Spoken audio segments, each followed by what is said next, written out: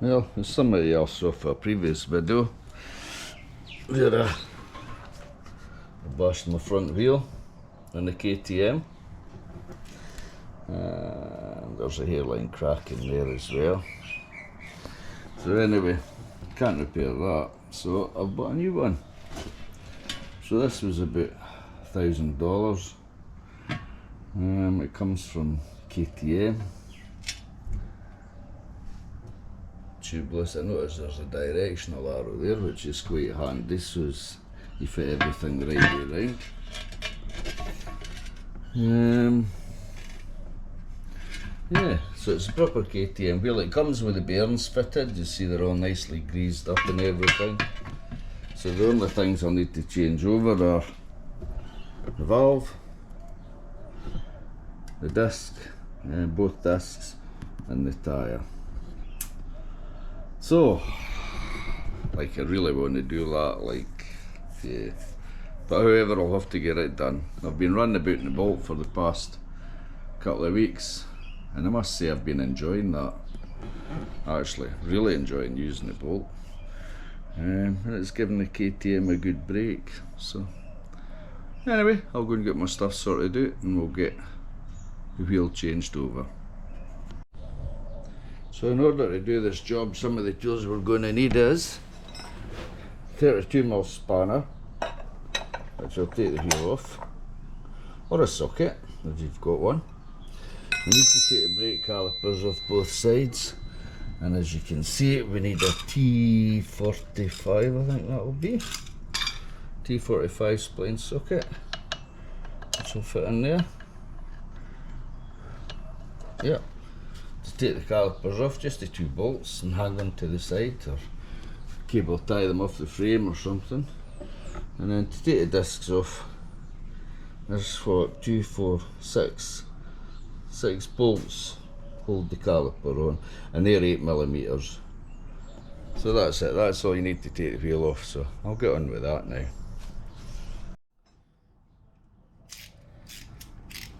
So taking the calipers is off is easy. Your T45 onto your ratchet.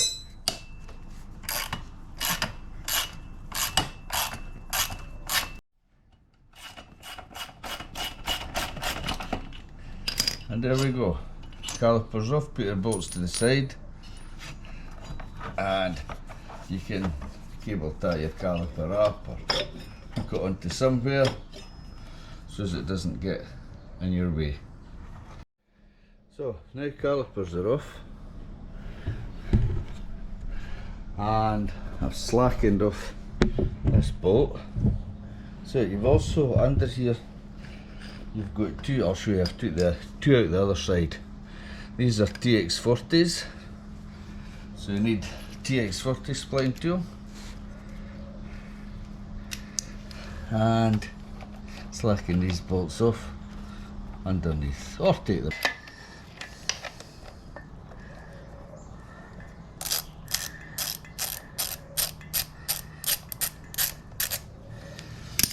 Now, it's easier if you take the weight off the front wheel. I've got a set of these. You can use anything you want.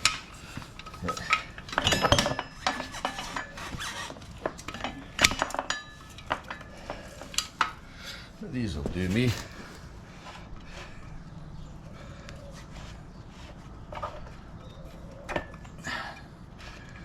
So you can unscrew the bolt, push it through, till you've got a shoe far enough, and then, as you see to this side, the pin's sticking out, so you just need to push that pin all the way out.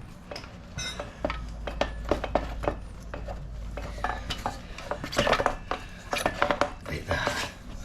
So the pin's thicker in one end, and that's your wheel off. Easy. Now the wheel's off, and I'll show you something about tread patterns in case you get confused what way the tyre goes round. So if you look at the back of a bike, most, not all, but most tread patterns run at an angle, okay? So it's like arrows pointing up the way, and that'll follow the rotation of your wheel. Okay, that's your back wheel. However, when you go to the front wheel, it's the complete opposite. See, your arrows go the opposite way, so it's like reversal of the back wheel, and that's to maintain a good grip, because your back wheel's pushing, so the arrows point forward the way, and your front wheel's just gripping, so it does it the other way. So that's an easy way to tell if you've not got any markings on your tyres. But these tyres, Pirelli's, I put them on myself a while ago, they do have markings on them. Everything has markings to tell you which way they go.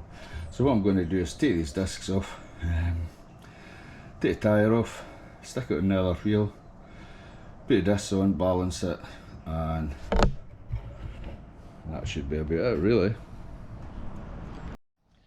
So, take that out as well, that stays on this side.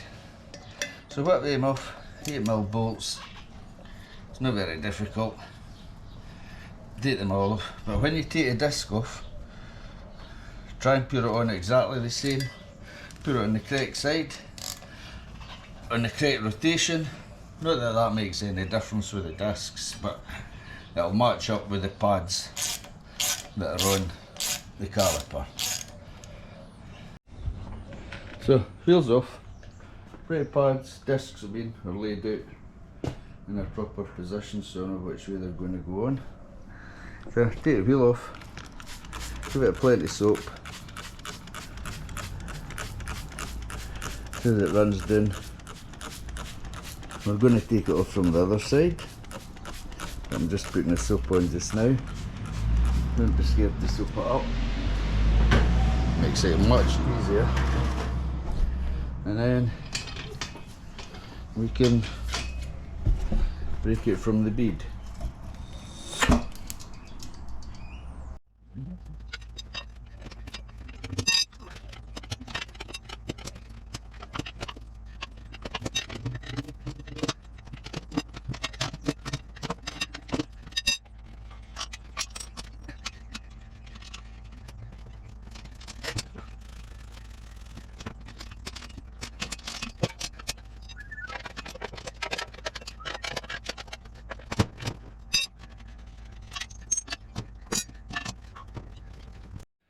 So if you've got the same bike as me, you've got these sensors, it's just these bolts here. It'll be a T40 or T45, one or the other, and it takes that off. So I've flattened it with a T40, that comes off, very simple, and there's your bit for your valve. Just stick it back in just now.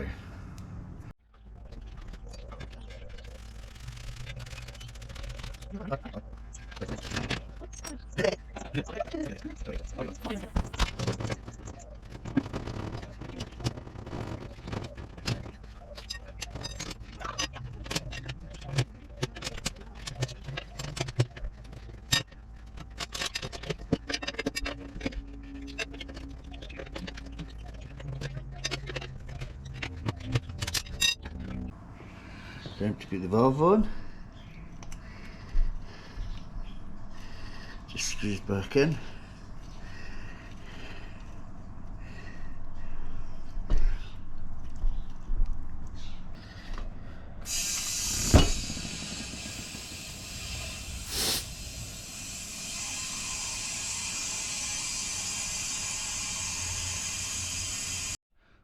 So that's the tyre blowing off. I've put up to £50 just to make sure that the seat's on.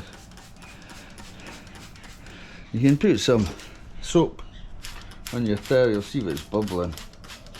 It won't be. Perfectly sealed.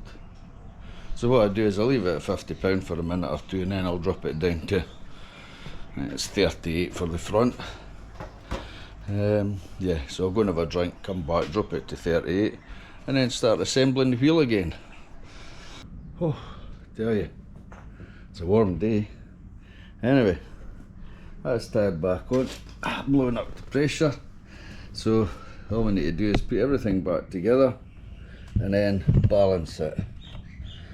So I'll start getting everything back on the exact same way as it was.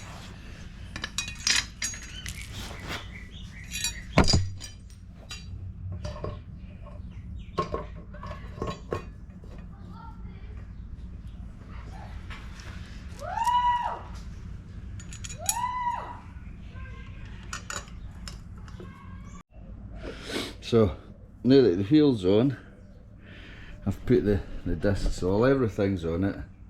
So now we need to balance the wheel. So how do we do that?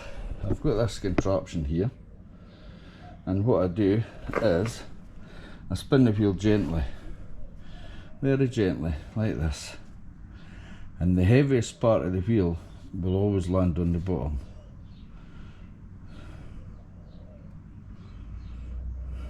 Like that, and it'll just go back and forth until the heaviest part's right down below. So okay, the valve's not exactly in the bottom, it's just up a wee bit. So the lightest point of the wheel is directly opposite the bottom, which is up here. So what we need to do is put weights onto this, and keep putting weights onto this until the bottom of the wheel ends up here and the weights on here end up here. That way it's evenly balanced.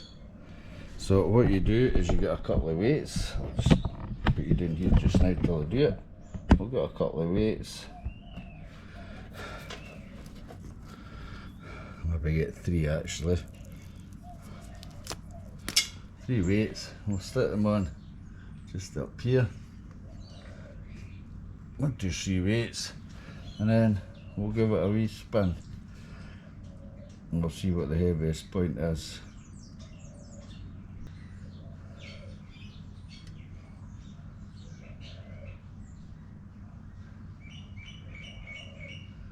So it's weights and the heavy part's diagonal now. It's just a matter of playing with it until you get it right. These things I'm using, they're getting a bit old, rusted, so they're not spinning as well as they should be. But that's roughly how to do your weights and to balance the wheel. So I'm quite happy with that, because I was looking at the old wheel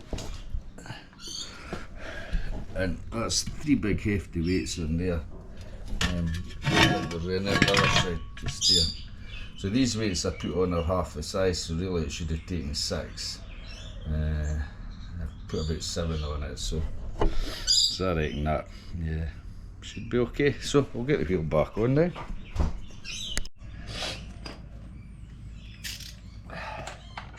So that's the wheel replaced on the KTM. Just putting the last brake caliper on, and then she's ready for a test run. Although I'm in no hurry, it's about bloody 30 degrees out here today. Really warm. It's not bad for the start of spring. What's this, the fourth day of spring or something? Autumn I mean. Yeah, 4th day of autumn. It's not bad weather. So yeah, so that's the brake calipers on. You might need to prise the pads apart a wee bit, just to fit them back onto the disc to get the caliper on. You might crank up, and that's it. So nice brand new shiny wheel, all balanced on the bike, ready to go. You notice I didn't use the protectors when I was taking the tyre off the old rim, because the old rim's buggered, and putting them on it. You only really need the rim protectors, you know, the plastic things. You only really need them when you're taking a tyre off a good rim, because you could scratch hell out of it, which is what I normally do. But putting them on, you're okay. So that's it. I'm sweating like a pig. Anyway, that's the job done for the day, so I'll maybe take this one into work tomorrow to give it a try out and see what it's like. It should be alright. It's not been on the road for over a week now. I'll maybe give that a chain of grease as well, by the looks of things it could do with it. And then we're all set to go. So anyway, that's the job you have to do when you bugger up one of your rims. And as I said previously, mine was hitting a big rock in the middle of the road. It shouldn't have been there, however. Tried to swerve it and I just clipped it and it was enough to dent the rim. So that's all going there, ready for scrap. You get a better look at it now. The dent, quite bad. And as you can see, it's actually down here, bent down the way. So when you were riding it, you were getting a thump, thump, thump, which was no bloody use. And then the tyre went flat anyway when I got home. So that should be it. Anyway, I'll see you later. Bye.